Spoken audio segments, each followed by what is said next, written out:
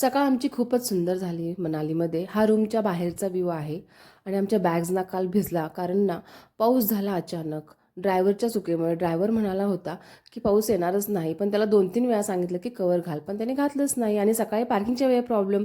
2 गाड्या बाहेर निघणार होत्या, पण ती मध्येच एक गाडी होती ज्याच्यामुळे ना 2 गाड्या अशा थांबूनच होत्या. अर्धा तास थांबलो, पण तो काही आला नाही. मग शेवटी या लोकांनी ढकलून ढकलून ती गाडी सारली साईडला. आणि मग आमचा प्रवास सुरू झाला. सो आम्ही आत्ता निघालो आहे सिसूकडे.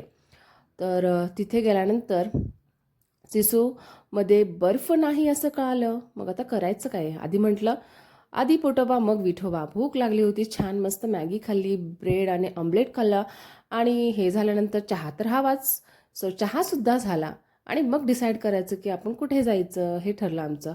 सो आम्ही आधी सिसूकडे जाऊया. ठीक आहे म्हटलं, बर्फ नाही तर ॲटलीस्ट सिसू आहे तरी काय नक्की ते तरी बघूया. गेलं तरी काय, तिथे काहीच नव्हतं. फक्त एक व्यास नदी होती आणि आसपास मोठमोठे असे पर्वत होती. सो निसर्ग तसं छानच होता, पण बर्फ आम्हाला हवा होता ना. बर्फ बघण्यासाठी आलो आहे, तर बर्फ कुठे आहे?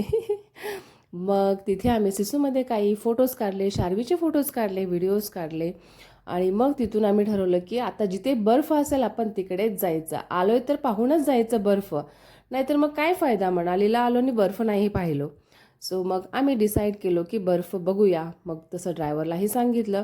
पण आम्हाला तिथं जातानाच एक बर्फाचा ढीग दिसला जिथे रवी एन्जॉय करत होता. पुढे भेटेल की नाही माहीत नाही, म्हणून तो आत्ताच एन्जॉय करून घेत होता.